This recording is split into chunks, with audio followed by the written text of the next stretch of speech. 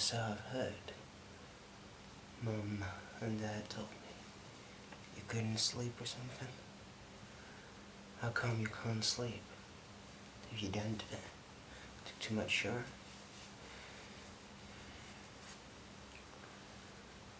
Well, I guess I should fix that then. Oh yes, I have it too sometimes, laying awake for hours and hours. Nothing new. You get used to it, really. Most of the time you get used to it, I must say. Not always, but most of the time. Most of the time you get used to it. Believe it or not, you will.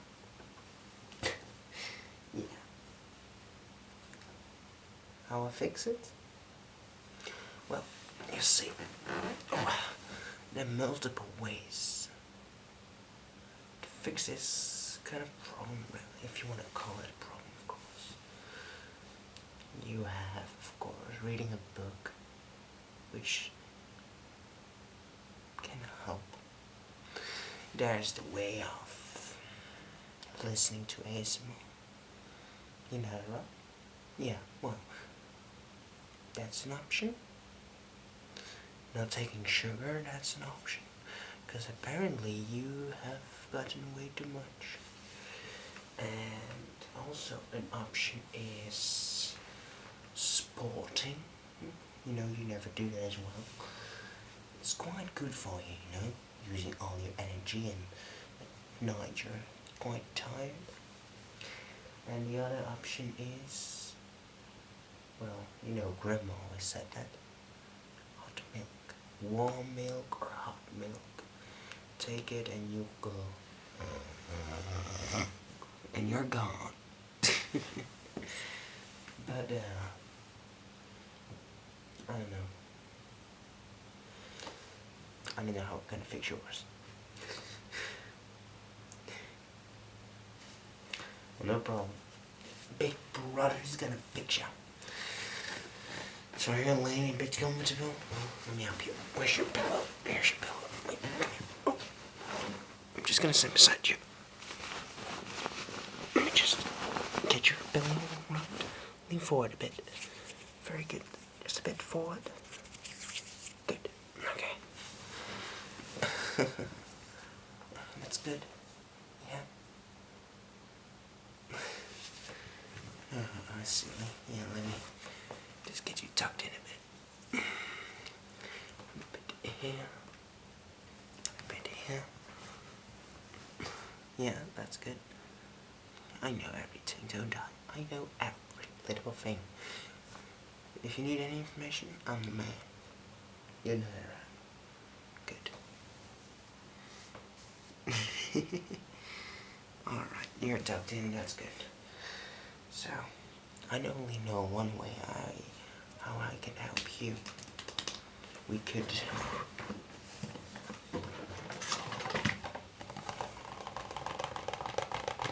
live ASMR, we could do that.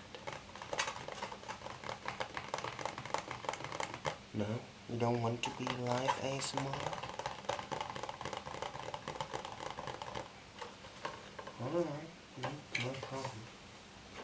What do you want me to do then? How can I help you? Sure. Want me to read you? I guess we can do that. Sure. We can, of course. I've got a good book actually. I was actually going to read, but then Mom and Dad told me. Oh yeah. Brother, hey, come sleep.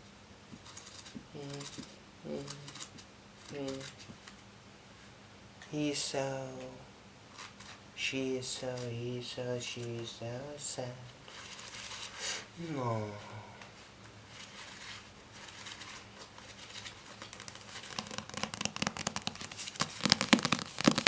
A book. So, this book is called Me before you. You know where it is about? No?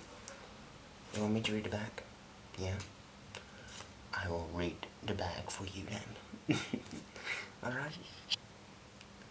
Who is the best brother? Thank you for clarifying that. So, anyway, since I'm the best brother, I will read it to you, okay? Lou Clark knows lots of things. She knows how many footsteps there are between the bus stop and home. She knows she likes working in the buttered bun, tea shop, and she knows she might not love her boyfriend Patrick. What Lou doesn't know is she's about to lose her job, or that knowing what's coming is what keeps her sane. Will Trainer knows his motorcycle accident took away his desire to live. He knows everything feels very small and rather joyless. And he knows exactly how he's going to put a stop to all of that. But what Will doesn't know is that Lou is about to burst into his life. And burst his world full of color. Neither of them knows they are going to change the other for all time. And I've actually seen the movie and I read the book, actually, already. And it's actually a good one. I'm just rereading it, really. So, I was... Oh yeah, here I was. Page 241 already. That's something. So this is chapter 14. And I'm just gonna read a few. Okay. Don't mind falling asleep. Close your eyes otherwise. Fall asleep, okay? May was a strange month. The newspapers and television were full of headlines about what they termed the right to die. A woman suffering from a degenerative disease had asked the law be clarified to protect her husband should he accompany her to Dignitas when her suffering became too much. A young football player had committed suicide after persuading his parents to take him there. The police were involved. There was to be a debate in the House of Lords. I watched the news reports and listened to the legal arguments from pro-lifers and esteemed moral philosophers, and didn't quite know where I stood of any of it. It all seemed weirdly unrelated to Will. We, in the meantime, had gradually been increasing Will's outings, and the distance that he was prepared to travel. We had been to the theatre down the roads to see the Morris dancers. Will cut a straight face at the bells. And hankies, but he had gotten slightly pink with the effort. Driving one evening to an open-air concert at a nearby stately home. More his thing than mine, really. And once to the multiplex, where, due to inadequate research on my part, we ended up watching a film about a girl with terminal illness. But I knew he saw the headlines too. He had begun using the computer more since we got the new software. And he had worked out how to move a mouse by dragging his thumb across the trackpad. This laborious exercise enabled him to read the day's newspapers online. I brought him a cup of tea one morning to find him reading about a young football player, a detailed feature about the steps he had gone through to bring about his own death. He blanked the screen when he realized I was behind him. That small action left me with a lump somewhere high in my chest that took a full half hour to go away. I looked up the same piece at the library. I had begun to read the newspapers. I had worked out which of their arguments I needed to go deeper. That information wasn't always at its most useful, boiled down to stark skeletal facts. The football player parents had been savaged by the tabloid newspapers. How could they let them die? Screamed the headlines. I couldn't help but feel the same way. Leo McKerney was 24. He had lived with his injury for almost 3 years, so not much longer than Will. Surely I was way too young to decide that there was nothing left to live for. And then I read what Will had read. Not an opinion piece, but a carefully researched feature about what had actually taken place in his young life.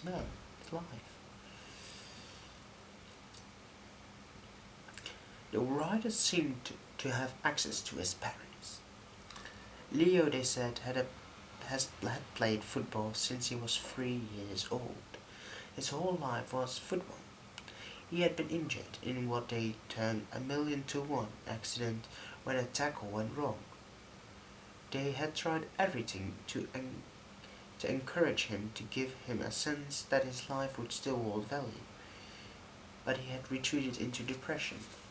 He was an athlete, not just without athleticism, but without even the ability to move, or on occasion breathe without assistance.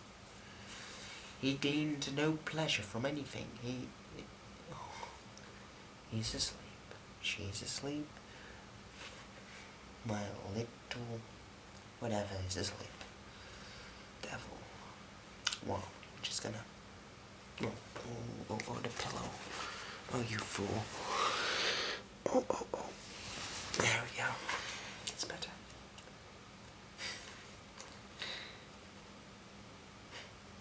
Anyway, let's read one more page, I suppose. Or two.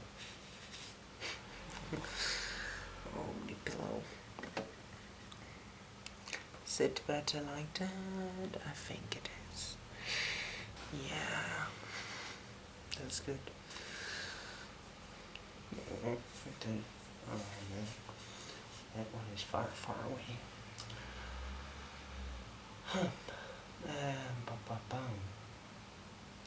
Where was I? Oh. His life was painful, disrupted by infection, and dependent on the constant ministrations of others. He missed his friends, but refused to see them. He told his girlfriend he wouldn't see her. He told his parents daily that he didn't want to live. He told them that watching other people live, even half the life he had planned for himself, was unbearable, a kind of torture. He had tried to commit suicide twice by starving himself until hospitalized, and when returned home had bound his parents to smother him in his sleep. When I read that, I sat in the library and stuck the balls of my hands in my eyes until I could breathe without sobbing. Dad lost his job. He was pretty brave about it. He came home that afternoon, got changed into a shirt and tie, and headed back into town on the next bus to register at the job center. He already decided, he told me.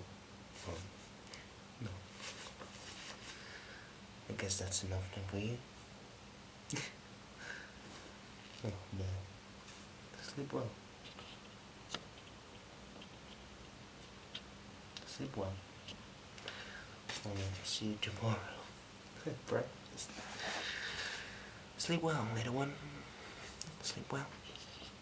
I'll see you tomorrow.